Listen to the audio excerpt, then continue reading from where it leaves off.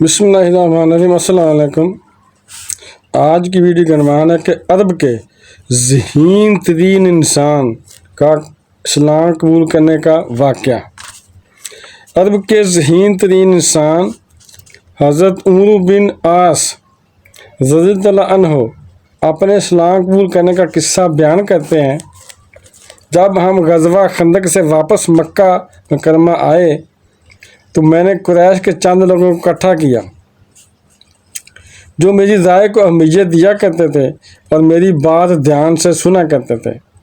جب سرداران قریش میرے پاس جمع ہوئے تو میں ان سے اس طرح مخاطب ہوا کہ تمہیں خوب اچھی طرح معلوم ہے، میں نے ان سے کہا کہ تمہیں اچھی طرح معلوم ہے اور اللہ کی قسم میں بھی دیکھ رہا ہوں کہ محمد کا دین صلی اللہ علیہ وسلم روز روز ترقی کر کے ایک بھاری مجد کی شکل اختیار کر چکا ہے۔ یہ واقعہ بیان کر رہے ہیں کہ اسلام قبول کرنے سے پہلے کا بیان کر رہے ہیں کہ تمہیں خوب اچھی طرح معلوم ہے اور اللہ کی قسم میں یہ بھی دیکھ رہا ہوں کہ محمد صلی اللہ علیہ وسلم کا دین روز روز ترقی کر کے ایک بھاری مجد کی شکل اختیار کر رہا ہے، یعنی بڑی جماعت بڑی ہوتی جا رہی ہے ان کی، جس سے نمٹنا اب عربوں کے لیے ناممکن نہیں تو دشوار ضرور ہے، یعنی عربوں کے لیے بہت مشکل ہوتا جا رہا ہے ان سے نمٹنا، ان سے لڑائی کرنا۔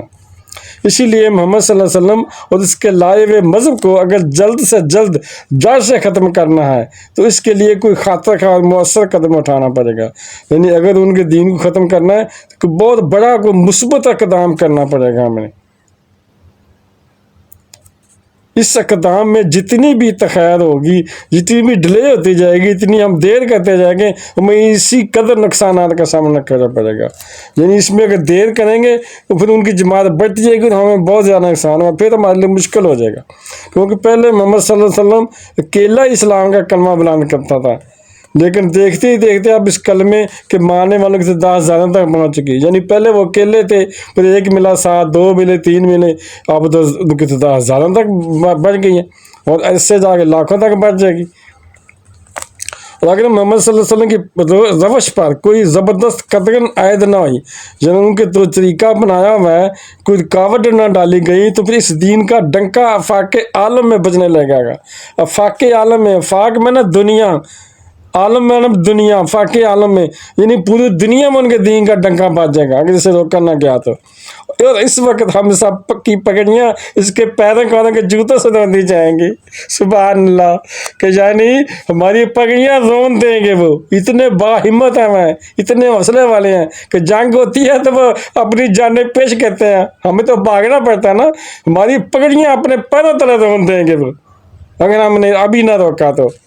اور ہاں، تم لوگ جب میرے پاس اکٹھے ہوئے ہو تو میں اپنی ایک تجویز سے تمہیں آگاہ کرنا چاہتا ہوں، یعنی ایک آپ کو ترکیب بتاتا ہوں، ممکن ہے، ہو سکتا ہے تمہیں میری یہ تجویز پسند آئے اور آگے کی جانب قدم بڑھانے میں تم لوگ میری پوری مدد کر سکو، یعنی اس کو قبول کر لو، ہیلپ ہو سکے۔ تو ان کی تجویز کیا تھی؟ تجویز یہ ہے کہ عمرو بن عاص رضی اللہ عنہ کی یہ تقریر سن کر قریش کے چنیدہ لوگوں نے پوچھا، یعنی چنے ہوئے لوگوں نے پوچھا کہ آپ کی کیا رائے ہے اور کیا تجویز ہے، یعنی بڑے بڑے لوگوں نے پوچھا کہ آپ فرمائیں اب آپ کی کیا تجویز ہے۔ تو عمرو بن العاص بھی کہتے ہیں، یہاں عمرو بن عاص لکھا ہوا ہے، عمرو بن عاص رضی اللہ عنہ گویا ہوئے، انہوں نے بتایا، فرمایا میری تجویز یہ ہے کہ ہم لوگ شاہ حبشہ نجاشی کے پاس چلیں، یعنی جو نجاشی بادشاہ تھا نا، وہ عیسائی بادشاہ تھا، ان کے پاس چلیں اور اس کے پاس کچھ دنوں کے لیے اپنی بود و باش اختیار کریں۔ اسی دوران اگر محمد صلی اللہ علیہ وسلم ہماری قوم پر غالب آ جائے تو ہم لوگ اس وقت نجاشی کے پاس ہوں گے اور ہماری خوش قسمتی ہوگی کہ ہم محمد صلی اللہ علیہ وسلم کے احسان مند ہونے کی بجائے شاہ حبشہ کے احسان مند رہیں گے، اور اگر ہماری قوم غالب آ جائے تو پھر ہماری ناک اونچی رہے گی، ہمیں اپنی قوم کی طرف سے خیر و بھلائی بھی پہنچے گی۔ یعنی انہوں نے حبشہ جانے کا مشورہ دیا، بادشاہ نجاشی کی، اس کا نام نجاشی تھا، نجاشی کے پاس جانے کا مشورہ دیا۔ پھر حاضرین نے اس تجویز کو اہمیت کی ناسگاہ سے دیکھا، یعنی انہوں نے تجویز اچھی سمجھی اور کہا ہاں اس تجویز پر بہرحال عمل ہو سکتا ہے کیونکہ اس میں ہمارا فائدہ یا نقصان نہیں ہے۔ تو حضرت عمرو بن العاص رضی اللہ عنہ نے کہا تو پھر ہمارے پاس کچھ ایسی چیزیں جمع کراؤ جنہیں نجاشی کو بطور ہدیہ پیش کریں، یعنی کوئی ایسی چیزیں اکٹھی کرو کہ نجاشی کے لیے ہم تحفہ لے کر جائیں تاکہ وہ یہ ہدیہ لے کر خوش ہو جائے اور ہماری عزت تکریم کریں۔ ہماری سرزمین کی جو سب سے اچھی چیز نجاشی کے دل کو بھانے والی ہے وہ چمڑا ہے، یعنی ہمارے پاس ایک ایسی چیز ہے چمڑا ہے جو بہت قیمتی چیز ہے، ہم یہ چمڑا لے کر جاتے ہیں۔ چنانچہ ہم سب نے مل کر نجاشی کو ہدیہ دینے کے لیے بہت سارا چمڑا اکٹھا کیا۔ پھر ہم اس کے ملک حبشہ جا پہنچے۔ ہم ابھی نجاشی کی دربار کی طرف جا ہی رہے تھے کہ رسول اکرم صلی اللہ علیہ وسلم کے ایلچی عمرو بن امیہ زمری ہمیں نظر آئے، جنہیں رسول اکرم صلی اللہ علیہ وسلم جعفر بن ابی طالب رضی اللہ عنہ اور دیگر مہاجرین صحابہ کے پاس بارے میں کچھ کہہ کر نجاشی کے پاس بھیجا تھا، یعنی ایلچی مانا منشی، حضور صلی اللہ علیہ وسلم کا منشی۔ عمرو بن امیہ زمری نجاشی کے دربار میں داخل ہوئے اور جو کچھ کہنا تھا کہہ سن کر باہر نکلے۔ ان کو میسج کار صلی اللہ علیہ وسلم کا دیا تو میں نے اپنے دوستوں سے کہا، یعنی عمرو بن عاص کہتے ہیں کہ میں نے اپنے دوستوں سے کہا یہ عمرو بن امیہ زمری ہیں جو نجاشی کے دربار سے ابھی باہر نکلے ہیں کچھ کہہ کر۔ میں نجاشی کی خدمت میں پہنچ کر اس سے کہتا ہوں کہ تم اس آدمی کو میرے حوالے کر دو جو اپنا بائی دین چھوڑ کر بے دین ہو گیا۔ اگر نجاشی میری بات مان لے اور اسے میرے حوالے کر دے تو میں اس کی گردن اڑا دوں۔ جب میں یہ کام انجام دے دوں گا تو یقیناً قریش کو بڑی خوشی حاصل ہوگی اور فتح حاصل ہوگی اور محمد صلی اللہ علیہ وسلم کے ایلچی کے قتل سے ایک قسم کی راحت محسوس کریں گے، یعنی خوشی محسوس کریں گے، اور میں بھی سمجھوں گا کہ میں نے ان کا حق ادا کر دیا۔ نجاشی بادشاہ کی خوشی اور پھر ناراضگی۔ میں اپنے ساتھیوں سے کہہ کر نجاشی کے دربار میں گیا۔ دربار میں داخل ہوتے ہی اس کے سامنے حسب معمول سجدے میں گر گیا۔ نجاشی نے کہا مرحبا بے صدیقی آہ دیتا الیہ من بلادی کا شیعہ، میرے دوست کا آنا مبارک ہو، کیا تم اپنے ملک سے میرے لیے کوئی چیز بطور ہدیہ لائے ہو؟ نجاشی سمجھ گیا کہ کوئی ہدیہ لایا ہوگا۔ میں نے کہا ہاں بادشاہ سلامت، میں آپ کے لیے بہت سارا چمڑا بطور ہدیہ لایا ہوں۔ پھر میں نے ہدیہ اس کی خدمت میں پیش کیا، وہ بہت خوش ہوا۔ نجاشی ہدیہ دے کر بہت خوش ہوا۔ اب میں نے اپنا تیر آزمانا چاہا، یعنی اپنی چال چلنی چاہیے جو ہم نے سوچی تھی کہ نجاشی بڑا خوش تھا، یعنی جب آدمی خوش ہے نا اس وقت اسے گولی دو نا تو پھر کھا لیتا ہے، اس وقت کوڑی گولی بھی تو کڑوی گولی بھی تو کھا لیتا ہے، اور خوشی کے وقت انسان لوگوں کے بہت کام آتا ہے۔ اسی لیے میں نے چاہا کہ اپنے مقصد کی بات کہہ ڈالوں۔ چنانچہ میں نے نجاشی سے کہا بادشاہ سلامت، ابھی میں نے ایک آدمی کو آپ کے پاس سے باہر نکلتے ہوئے دیکھا ہے جو ہمارے دشمن کا ایلچی تھا، یعنی جو ہمارے دشمن کا منشی تھا، نمائندہ تھا۔ آپ اسے میرے حوالے کر دیں تاکہ میں اسے قتل کر دوں، کیونکہ اس نے ہمارے اشراف اور بزرگوں کو بہت تکلیف دی ہے۔ یہ سننا تھا کہ نجاشی غصے سے بھڑک اٹھا، یعنی پہلے تو تحفہ دیکھ کر نجاشی خوش ہوا نا، اب یہ بات سن کر نجاشی غصہ آ گیا اور کھینچ کر ایک زوردار تماچا اپنی ناک پر دے مارا، یعنی کہ تماچا اپنی ناک پر دے مارا۔ کوئی بندے ہوتے نا کہ اپنے منہ پر ہی تماچا مار لیتے ہیں غصے میں، اتنا یعنی غصے میں آ گیا۔ عمرو بن عاص کا بیان ہے فغاضبا ثم مد یدہ فضرب بها انفہ ضربۃ ظننت انہ قد کسرہ فلون شقت لی الارض لدخلت فیہا فرقا من۔ نجاشی یہ سنتے ہی، ترجمہ یہ ہے، نجاشی یہ سنتے ہی سخت غضبناک ہو گیا، اپنا ہاتھ دراز کیا اور کھینچ کر اپنی ناک پر تھپڑ دے مارا۔ میں سمجھا کہ اس نے اپنی ناک توڑ ڈالی، اتنی اتنا زوردار تھپڑ مارا کہ میں سمجھا کہ ناک ٹوٹ گئی ہوگی۔ اگر زمین میرے لیے پھٹ جاتی تو میں اس کے خوف سے زمین میں چھپ جاتا۔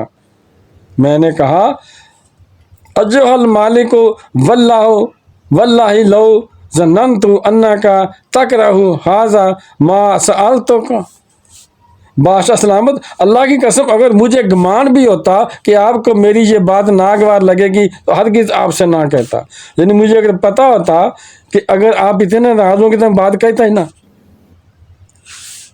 نجاشی کی پیشین گوئی سچ ثابت ہوئی. آتاسا آلونی ان اوتیا کا رسولا راجولن یاتہن ناموسل اکبر اللذی کانا یاتی موسیٰ لتک تولو ترجمہ ہے کیا تم مجھ سے اس شخص کے پیغام یعنی پیغام لے کے آیا قتل کرنے کے لیے طلب کر رہے ہو، یعنی اس شخص کو تم حاصل کرنا چاہتے ہو جو میرے لیے پیغام لے کر آئے. یہ تو بری بات ہے کسی کے پیغامبر کو یعنی پیغام میسج لانے والے کو قاصد کو ہم مارے، یہ تو بری بات ہے. جس کے پاس وہی ناموس اکبر جبرائیل علیہ السلام آتا ہے، یعنی اس کا نمائندہ میرے پاس آیا جس کے پاس جبرائیل آتا ہے. سبحان اللہ. یعنی نجاشی نے کہا کہ اس بندے کا، اس انسان کا منشی میرے پاس آیا ہے جس کے پاس اللہ کا جبرائیل آتا ہے، میں اسے آپ کے حوالے کر دوں. شرم کرو. جو حضرت موسیٰ علیہ السلام کے پاس بھی آیا کرتا تھا، سبحان اللہ، یعنی یہ دوسرے نبیوں کے پاس بھی آتا تھا، اور اس شخص حضرت محمد صلی اللہ علیہ وسلم کے پاس بھی آتا ہے، میں اسے تیرے حوالے کر دوں. میں نے کہا بادشاہ سلامت کیا آج محمد صلی اللہ علیہ وسلم واقعی حضرت موسیٰ علیہ السلام کی طرح نبی ہیں؟ یعنی میں نے پھر پوچھا نجاشی سے کہ یہ سمجھا کہ واقعی یہ اتنی یہ سچ سے کہہ رہا ہے، اتنے زور سے کہہ رہا ہے کہ اس کے پاس بھی وہی آتی ہے، جبرائیل علیہ السلام آتے ہیں. تو میں نے پوچھا کہ واقعی وہ اللہ کے نبی ہیں جیسے موسیٰ علیہ السلام اللہ کے نبی ہیں؟ کہ موسیٰ علیہ السلام تو پہلے آ چکے تھے نا، ان کو پتہ تھا، پہلے آئے تھے. تو نجاشی نے جواب دیا وہی کا یا عمرو آتے نی وَاتَّبِعْهُ فَإِنَّهُ وَاللَّهُ الْأَعْلَى الْحَقِّ وَلَا يَظْهَرَنَّ عَلَى مَنْ خَالَفَهُ كَمَا ظَهَرَ مُوسَىٰ عَلَىٰ فِرْعَوْنَ وَجُنُودِهِ. اے عمرو تیری بربادی ہو، میری بات مانو اور محمد صلی اللہ علیہ وسلم کی پیروی کر لو. سبحان اللہ. جنہیں ترجمہ یہ ہے جن نجاشی نے کہا اے عمرو تیری بربادی ہو، تو برباد ہو جائے، میری بات مانو اور محمد صلی اللہ علیہ وسلم کی پیروی کر لو، کیونکہ اللہ کی قسم وہ نبی برحق ہیں. نجاشی کو پتہ چل گیا وہ نبی سچے ہیں اور مخالفین پر ضرور ان کو غلبہ حاصل ہوگا، یعنی دشمنوں پر وہ غلبہ حاصل کر لیں گے جس طرح کے حضرت موسیٰ علیہ السلام نے فرعون اور ان کے لاؤ لشکر پر غالب آئے تھے. یعنی جس طرح موسیٰ علیہ السلام اکیلے تھے نا، تو اس کا بھائی تھا حضرت علیہ السلام، تو انہوں نے ان پر غلبہ کیا تھا. دونوں نے جا کر بڑے تدلے سے ہمت سے بات کی ان سے جا کر، اور پھر فتح بھی ان کو ہوئی. وہ فرعون جو ہے غرق ہوا، پانی میں غرق ہوا. میں نے عرض کیا پھر آپ محمد صلی اللہ علیہ وسلم کی جانب سے مجھ سے اسلام پر بیعت لے سکتے ہیں؟ میں نے عرض کیا کہ آپ پھر محمد صلی اللہ علیہ وسلم کی جانب سے مجھ سے اسلام پر بیعت لے سکتے ہیں، یعنی ان کی طرف سے میں بیعت کرتا ہوں، کیا آپ بیعت لیں گے؟ نجاشی نے کہا ہاں کیوں نہیں. سبحان اللہ. 3 شخصیات کا قبول اسلام، یعنی ادھر ہی بیعت ہونے کا تیار ہو گیا، اتنا ڈر گیا عمرو. پھر اس نے اپنا ہاتھ پھر اس نے اپنا ہاتھ پھیلا دیا اور میں نے اس کے ہاتھ پر اسلام کی بیعت کی. سبحان اللہ. نجاشی کے ہاتھ پر ہی بیعت کر لی اسلام کی اور دائرہ اسلام میں داخل ہو گیا. جب میں اپنے دوستوں کے پاس واپس آیا تو اسلام اور محمد صلی اللہ علیہ وسلم کے بارے میں رائے بالکل میری بدل چکی تھی. میں نے اپنے قبول اسلام کے بارے میں ساری باتیں ان سے چھپائے رکھی. پھر کچھ دنوں کے بعد میں نے رسول اللہ صلی اللہ علیہ وسلم سے ملنے کے لیے مدینہ منورہ کا رخ کیا.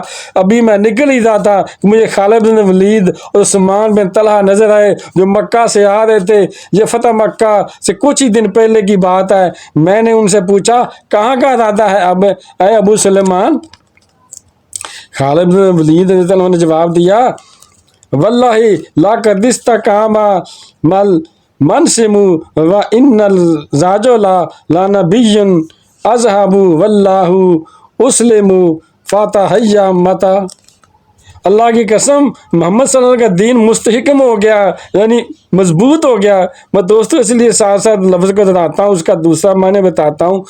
کچھ دوست ایسے ہوتے ہیں جو ان پڑھ ہوتے ہیں، وہ بھی اس کو ویڈیو کو سنیں گے تو ان کو اس کا مطلب نہیں پتا ہوگا، اس لیے میں اس کا مطلب بھی کسی مشکل الفاظ کا بتا دیتا ہوں، تو معاف کرنا، اب غصہ نہ کرنا.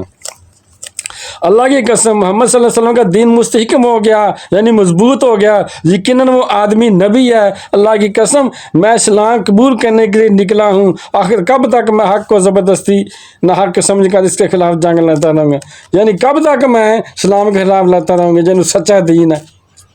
نہ میں حق بن کر حق کے خلاف چلتا رہوں گا.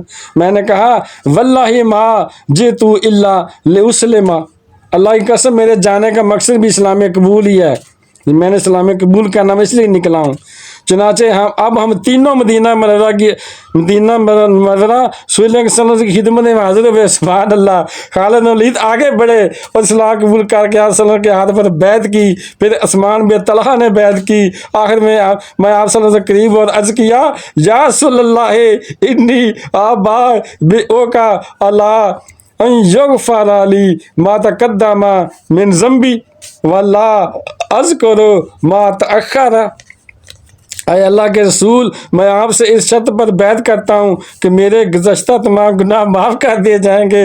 میں اپنے آئندہ کرتوتوں کے بارے میں کچھ نہیں کہہ سکتا اور نہ ہی دوبارہ ان کا ارتکاب کروں گا. تو رسول اکرم صلی اللہ علیہ وسلم نے فرمایا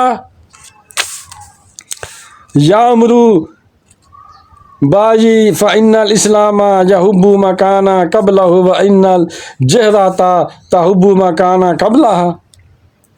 اے عمرو بیعت کرو، اسلام کے گزشتہ گناہوں کو مٹا دیتا ہے. سبحان اللہ. تو آپ نے فرمایا کہ بیعت کرو.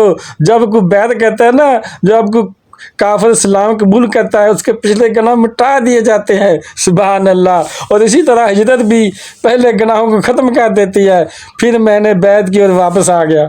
بہن بھائیو، بیٹے بیٹیوں، اگر ویڈیو اچھی تو لگی ہوگی، مجھے امید ہے اتنی پیاری یہ بات میں نے کی ہے. اگر اچھی لگی ہے تو اسے صدقہ جاریہ سمجھ کر آگے شیئر کر دیں.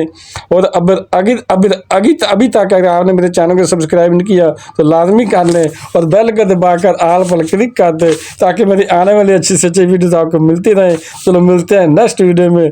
السلام علیکم. خدا حافظ.